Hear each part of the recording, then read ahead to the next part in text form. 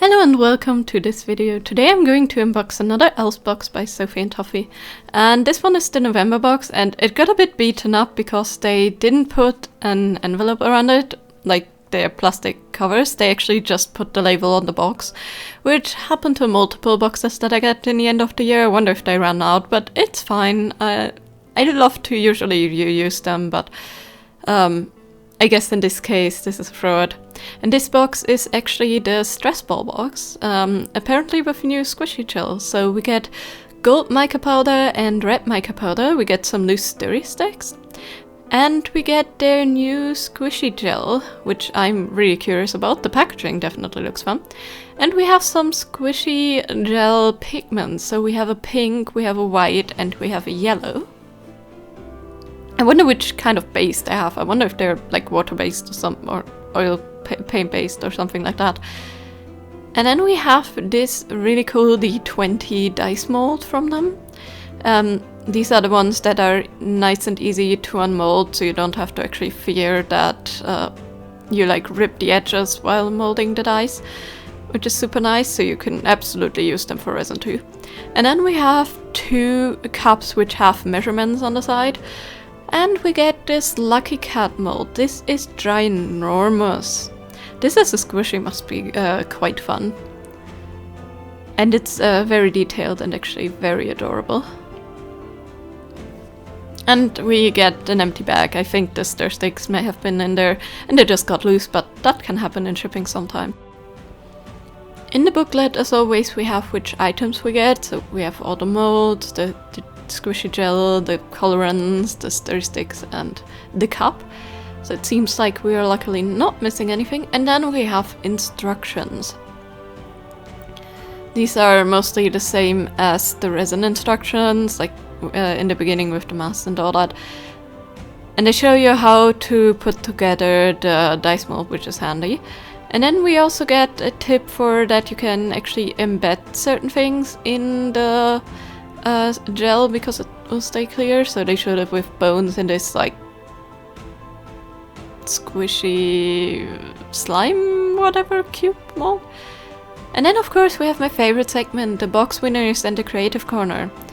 And this one looks really pretty. Looks like they used one of the like molds to just draw on that spider web and make this cute bee and spider like coaster. And then we have this showcase. I have to say the skull looks really cool and the effect on the witch's hat looks so pretty. And anyways, let's get right into crafting. So the squishy gel, according to instructions, is a 1-to-1 ratio, and so you're supposed to mix this very, very slowly to avoid air bubbles. But first I had to pry them open. And these were just so stuck that I actually poked holes with my stylus while I tried to open the lid into the plastic, and they still didn't come off. So I had to use a bit more force. If you try this with your nails, they're definitely gonna break, so please be careful with that. And then I just went by volume with the cap. I tried to be as accurate as possible, and I stirred very, very slowly. This is sped up, but I spent like a very long time very slowly stirring. And once it was finished, I actually tilted some out of my silicone mat. And I used some of the mica pigments and some other pigments I own myself because I wanted to try and do the embed thing, you know, with like actually putting embeds into like clearish silicone. It doesn't look that clear, but maybe you can see something in this. So I mixed this like goldish orange color, which is for these little goldfish that I have from the aquarium mold. And I'm just using my stylus tool here. It's just a very small ballpoint sculpting tool actually that I just poke into like the fins and other areas that are a bit more like difficult to get with this gel, just to make sure I get all the details. Then I'm carefully layering it in and closing up the mold. I really hope there will not be too many air gaps, but this mold definitely needed a little bit of weight. I actually used rubber bands to put around there so it would hold up. I then wanted to make some little dino nuggies. These I actually wanted to put into the dice. And as you can see, I actually didn't use their squishy gel. I actually tried out Morandi pigment. I was curious if it would work. And I chose this mold just to test it out, and immediately I could tell that something is a bit wrong because it started to get like really viscous. It didn't stay very liquidy like the other one where I mixed in the micropigment. So this one definitely reacted, but my hope is that it actually would maybe just cure quicker. Which it didn't. Don't use Morandi pigment, it doesn't cure at all, it stays that way, it just makes it a weird, like almost pudding-like consistency. Yeah, it was worth a try, I just wanted to see if it works, but keep in mind, just use the pigments that are in the box. Maybe some of the other pigments we already have will work, but I would suggest try to only use mica powders and the included pigments. Then I wanted to make this bean. I had a lot of resin left. I wanted to make this bean just to see if I can embed this too, but this one has a pretty large filling hole, so I think it might actually just leak out. Same with this one, which is good when you want to try to put in resin, but it doesn't really work that well when you want to use this very liquidy silicone gel. And I actually tipped them sideways for a while, so they probably are gonna get air bubbles. And with the rest I just mixed in some of the white squishy pigment and some of the brown mica powder, and I made some, like, I guess it's like chocolate pan bun things with these cute cat red molds. I'm obsessed with these from the Cat Cafe. I just love these molds, they're so adorable, and I hope they will make adorable squishies. And then I also filled a paw print with some of the gel, which I'm gonna totally forget for the rest of this video. In fact, I still have it on my desk and I forget until I edited this that I even made that. So yeah, needless to say, we're not gonna see that again, but it was a good not to waste option for the squishy gel, I guess. Molding them was fairly simple. The bread ones, they came out really nicely. I mean, yes, the cat lost a bit of its ear detail, but that's because I didn't really poke it enough. Weirdly, the bean and the like candy marshmallow thing and the fish were a bit more sticky. I think that's because they didn't have as much air exposure, but they hardened up later after I molded them. And as you can see, the dino is completely liquid. So what I did was I wiped it out with a dry paper towel as best as I could, and then I just used some rubbing alcohol to clean them out really well. It also works with this kind of stuff when you have resin that doesn't cure.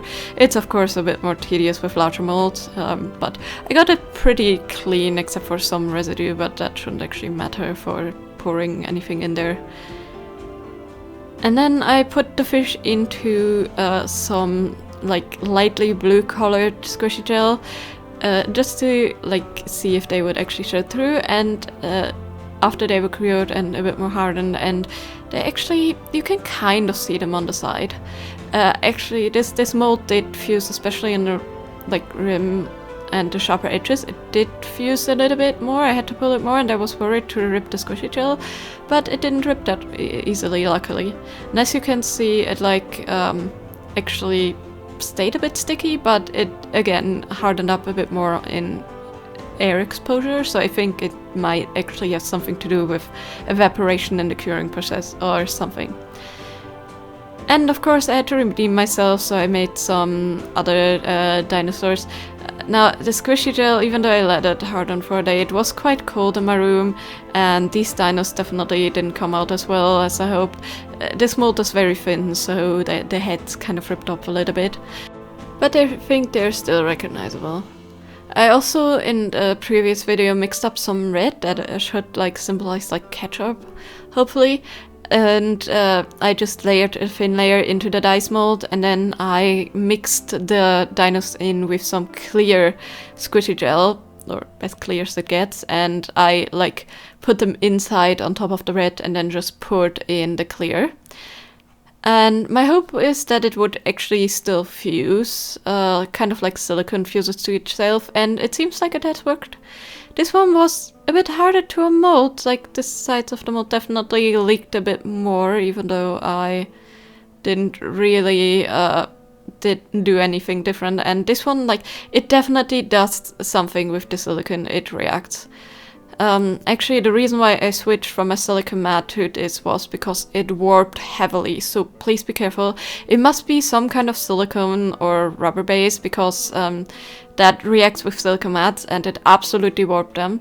I actually warmed mine up with a hairdryer and then just flattened it a couple days with some books. It still has some slight hilts, but it is not that bad anymore. But yeah, use something else than silicone as your base matte, I guess. That's very important to mention. And of course we have the leftovers from the cups, and these are really fun to play with and I guess rip up or whatever you want to do with them. Also, I actually played around with them quite well after filming this. And here we have the two candies. As I said, they have air pockets. I tried to fill in some of the leftover red into the marshmallow and it didn't really work out at all. But they are still very, very fun to squish, although for some weird reason the one with just the white pigment gotten a bit harder than the one with the mica pigment. And I also filled in some red into that like cake base, the cat cake base, and I think it looks really adorable. It definitely looks like it has some jam or something in there.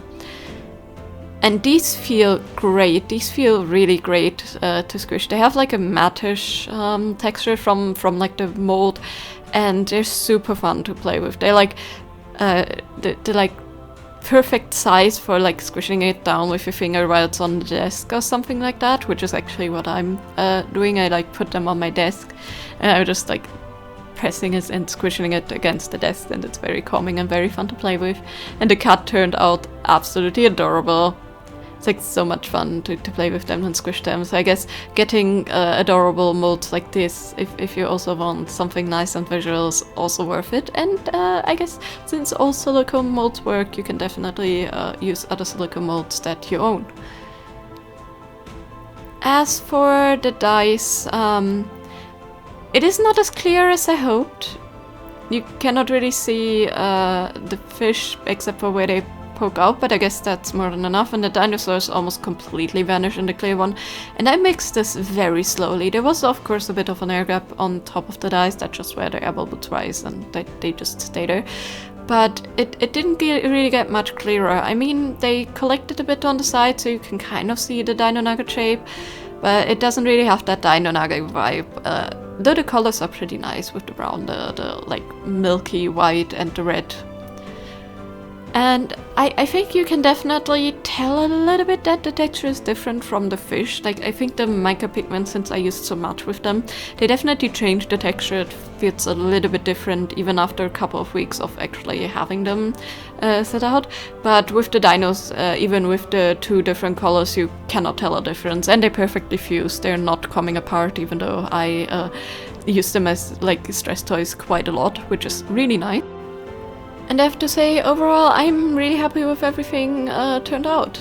We, besides that one time where I actually did that test with the Morandi pigment, didn't have anything that wasn't cured. I know that with the previous squishy gel, many people had the trouble that it wouldn't cure at all. I luckily didn't, but I guess it's a thing that I hope this one doesn't do anymore. And I did actually two variants. I mixed it by eye with the lines, and I mixed it with scales. And they took about the same time to harden, and they all hardened pretty equally. As I said, it just needs, it seems like, a bit of exposure to air to like fully harden. Because they definitely got less tacky over time.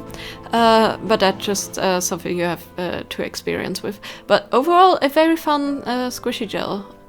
Definitely works nicely. It doesn't smell too offensive, and you know, having the ability to mix it with mica powders and to put embeds and all that is quite a lot of fun.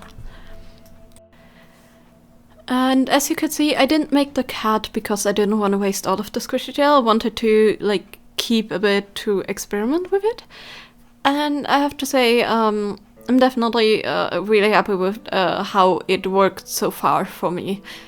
And I did multiple pours at multiple different times, and seeing how it worked out every time bodes well for this, so I hope it will turn out to be that way for everybody, as I said.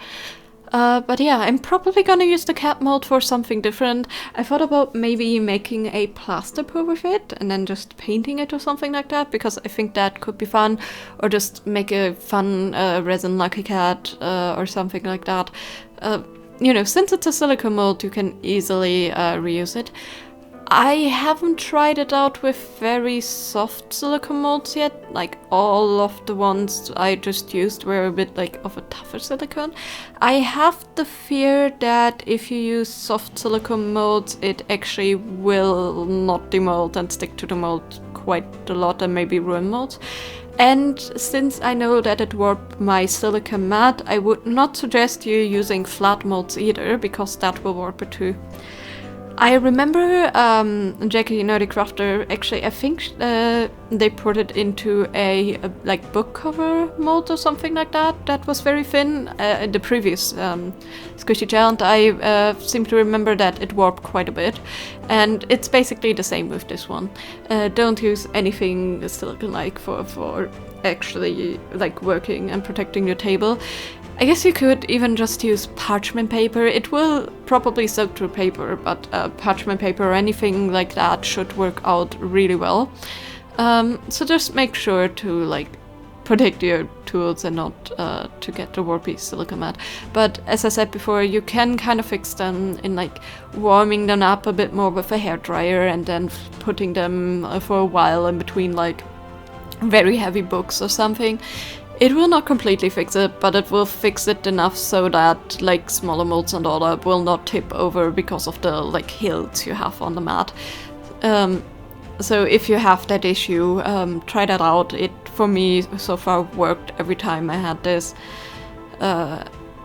So I guess it's something that may be able to fix your mat, if you're lucky. But in any case, don't use silicone, which I haven't seen in the booklet. I may have overlooked that, but it just said protect your work surface and all that in the instructions. So let me know in the comments down below if I've actually missed it. Anyways, overall, very, very cute box. I like that they actually included the dice mold and all that, so we can actually make some smaller things and not just the cat. And yeah, it was a nice project. It was definitely fun. And it's functional, since I know many people that enjoy squishies. And it would probably also make cute custom gifts for people. So yeah, let me know. Did you enjoy this box? Which thing that I made did you like the most? And what are your experiences so far with this squishy gel, if you actually got in the box or the squishy gel separately? Did you have any troubles? Did you encounter any other issues? Did you try other pigments? And so on and so forth. And I hope you have a great day. See you next time. Bye bye!